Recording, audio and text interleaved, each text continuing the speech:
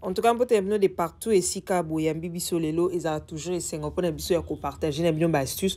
Bienvenue dans Coloris Club 84. En tout cas, Lelo n'a pas essayé mingi.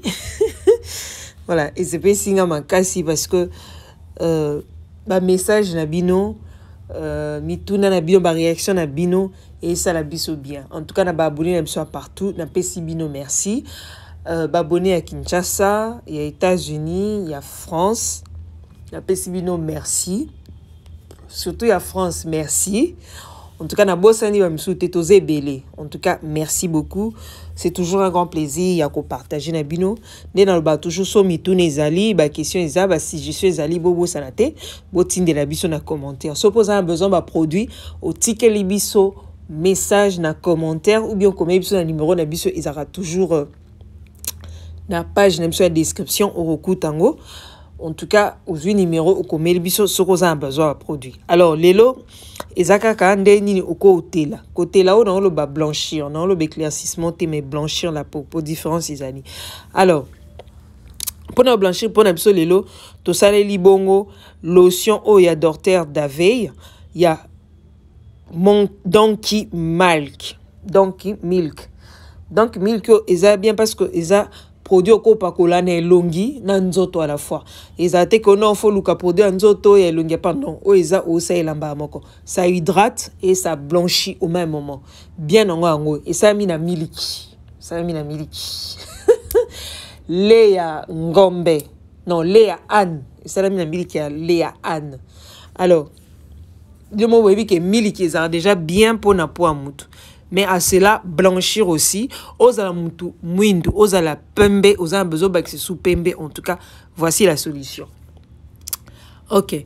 À cela, on va ici l'huile blanchissante na biso ya Naomi et Salami Bongo na cocoti. Coconut. Je crois coconut. Je crois. Aussi na cocoti. Aujourd'hui, on va bakisa sérum corporel, hein? Sérum anzoto. Il y a Clear White. Alors, pendant ça, lango, est que okozwa lotion na yo, il y a dorter d'aveille, ou il y a miliki, au divisant par deux, au divisé par deux, aux huit bol, né dans le baka bol, hein, si on a besoin, au ça mélange, aux huit bol, au bandi non par kocha huile na yo. Après, okozwa sérum na au bakisi, au mixer bien.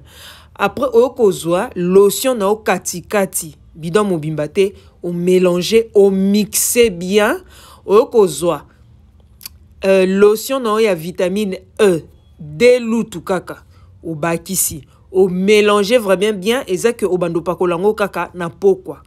Alors au mélangeant vraiment faut mélanger bien ce quota au mixer hein, et quota et koma et lo moko. Alors attention et ça la maï pété.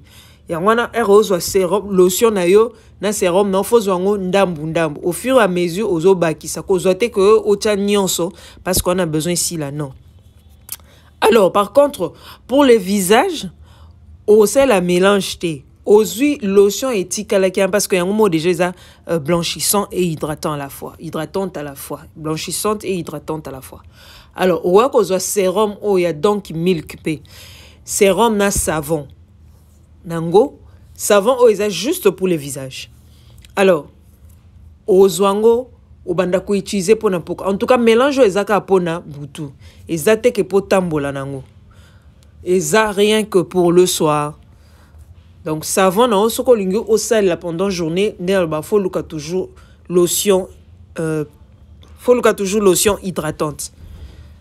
Hydratante, kolobate peko hydratante éclaircissante ou bien hydratante blanchissante. Non, hydratante tout court. Alors, aux huiles au saléli à côté. En tout cas pour chaque pourquoi aux huiles au sel la yomoko okomona teinture non ndenge kozala perfecto. Voilà, kota mwana ona moite parce que so ozio tambo na ona moi e ko osalo ba cacher après le ba o mumba tashona ba tampo na minene sala na longi yonde sala soko tambole na moi donc yeba kango que mafuta oso sali ba tambola na ngona moite malgré que ça hydratante. Voilà. En tout cas le lot au sukiawa. Merci Nabino Tokutani prochainement. N'oubliez pas de vous abonner. Bye.